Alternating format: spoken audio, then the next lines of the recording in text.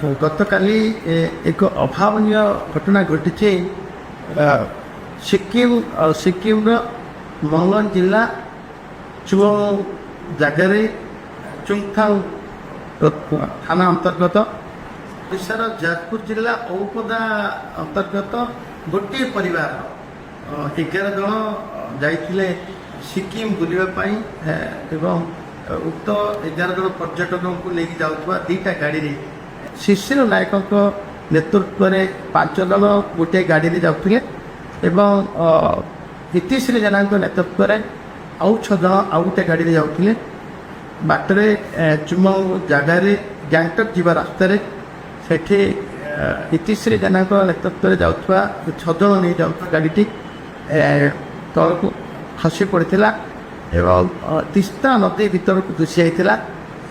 ସେଠି ନଦୀ କଡ଼ରେ କଚାଡ଼ି ବୋଧେ 2 ଜଣ ସେ ଗାଡ଼ିର ଯାତ୍ରୀ ପର୍ଯ୍ୟଟକ 2 ଜଣ ସାହିର ଜେନା ଓ ସାହିରା ଜେନା ଯାହାକୁ ଉଦ୍ଧାର କରାଯାଇଛି। ତାକୁ ଗ୍ୟାଙ୍ଗଟକ୍ ହସ୍ପିଟାଲ ମଧ୍ୟ ପଠାଯାଇଛି। ପାଖରେ ପଛ ଗାଡ଼ିରେ ଯାଉଥିବା ଶିଶିର ନାୟକ ମଧ୍ୟ ମୁଁ କଥା ହେଇଥିଲି ଘଟଣାସ୍ଥଳରେ ସେ ପହଞ୍ଚିଲେ ନେଇକି ସେମାନଙ୍କୁ ମେଡ଼ିକାଲ ଯାଉଥିଲେ ଏବଂ 2 ଜଣ ଉଦ୍ଧାର ହେଇଥିଲେ। ଆଉ ଏ ପର୍ଯ୍ୟନ୍ତ 4 ଜଣ ନିଖୋଜ ଅଛନ୍ତି। ସେ ଗାଡ଼ି ଭିତରେ ତିସ୍ତା ନଦୀରେ ବୁଡ଼ି ଯାଇଥିବା ଖବର ମିଳିଛି। ଉଦ୍ଧାର କାର୍ଯ୍ୟରେ ଲାଗିଛନ୍ତି ଇଣ୍ଡିଆ ଟିମ୍ ଲାଗିଛନ୍ତି ପୁରା। ସେଇଠି ଅନନ୍ତ ଜୟ ଯିଏ କଲେକ୍ଟର ଅଛନ୍ତି ଜିଲ୍ଲାର ମୁଁ ବି କଥା ହେଇଥିଲି ଏବଂ ମନୀଷ ପ୍ରଧାନ ଯିଏ ଟ୍ରାନ୍ସପୋର୍ଟ ସେକ୍ରେଟାରୀ ଅଛନ୍ତି ସେ ଲଗାତାର ଆମ ସହିତ ସମ୍ପର୍କରେ ଅଛନ୍ତି। ସମସ୍ତ ବିଚ୍ଛୁ ଯିଏ SP ଅଛନ୍ତି ସମସ୍ତେ ମଧ୍ୟ କାର୍ଯ୍ୟରେ ଲାଗିଛନ୍ତି। ଆମେ ଆମ ଓଡ଼ିଶା ଆମ ସରକାରଙ୍କ ତରଫରୁ ଆମେ ବିକାଶ ଚୌଧୁରୀ ଏବଂ ଦୀପ୍ତି ପାତ୍ର 2 ଜଣ ଅଧିକାରୀଙ୍କୁ ମଧ୍ୟ ଆମେ ପଠାଇଛୁ। ସେମାନେ ପହଞ୍ଚି ଗଲେଣି, କଲିକତାରେ ପହଞ୍ଚିଲା ପରେ ପହଞ୍ଚି ସାରିଲେଣି। ତାପରେ ବାଗଡୋଗରା ଯିବେ, ସେଇଠୁ ସେମାନେ ସେଇଠୁ ଯିବେ ଘଟଣାସ୍ଥଳକୁ।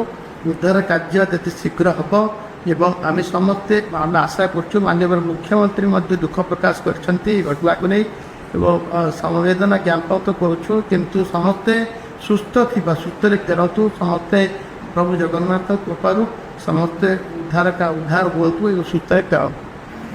ଘଟଣାର ତୁରନ୍ତ ତାକୁ ପଠାଇବା ଆମର ଅଧିକାରୀମାନଙ୍କୁ ପଠାଇବା ଏବଂ ଟିକିନିକି କରିକିରି ସବିଶେଷ ବିଭାଗକୁ ଦେଉଥିବା ଏବଂ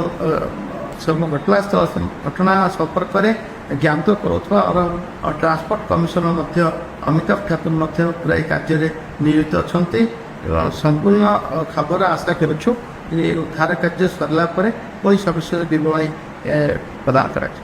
ଯଦି ଆପଣମାନଙ୍କୁ ଆମ ଭିଡ଼ିଓ ଭଲ ଲାଗିଥାଏ ତାହେଲେ ଆମ ଚ୍ୟାନେଲକୁ ଲାଇକ୍, ସେୟାର ଓ ସବସ୍କ୍ରାଇବ୍ କରିବାକୁ ଭୁଲିବେନି।